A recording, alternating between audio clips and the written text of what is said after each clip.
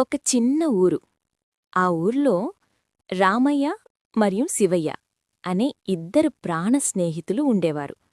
చిన్ననాటినుంచి ఒకరికొకరు ప్రాణం. మన జీవితం మారాలి అని ఇద్దరూ కలిసి పట్నం వెళ్లారు. పట్నంలో కష్టపడి పనిచేశారు. రోజులు రాత్రులు తేడా లేకుండా శ్రమించారు. చివరికి ఒక చిన్న హోటల్ పెట్టారు.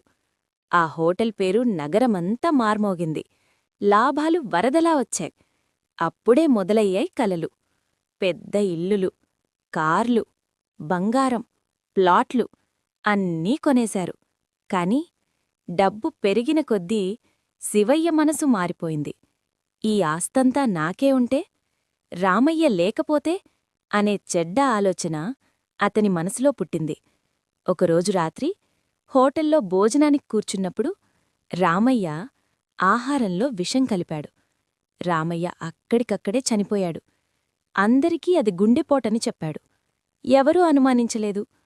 కాలం గడిచింది. శివయ్య ఒక అందమైన అమ్మాయిని పెళ్లి చేసుకున్నాడు.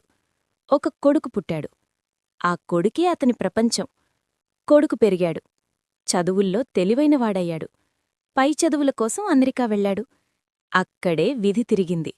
ఆ అబ్బాయి ఆరోగ్యం క్షీణించింది. భయంకరమైన వ్యాధి, ఆపరేషన్లు, వైద్య ఖర్చులు లక్షల్లో. తండ్రి శివయ్య ఒక్కొక్క ఆస్తిని అమ్మాడు.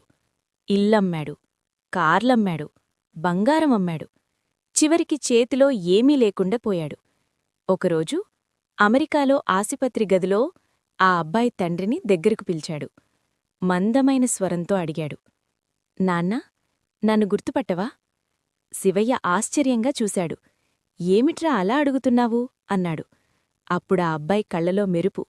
గంభీరంగా చెప్పాడు, 30 ఏళ్ల క్రితం నన్ను నువ్వే విషం పెట్టి చంపావు. నేనే రామయ్యను. శివయ్య వణికిపోయాడు. శరీరం మొత్తం చెమటతో తడిసిపోయింది.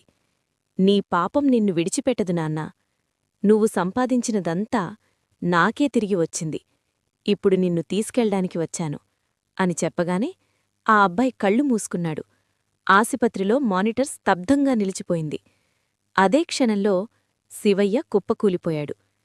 నీటి సందేశం: కర్మ ఎవరినీ విడిచిపెట్టదు. మనం చేసిన పాపం కాలం తీసుకున్నా మన దగ్గరికే తిరిగి వస్తుంది. డబ్బు, ఆస్తి, అధికారాలు క్షణికమైనవి, కాని కర్మ శాశ్వతం. ఈ వీడియో నచ్చితే లైక్ అండ్ సబ్స్క్రైబ్ చేసి షేర్ చేయండి.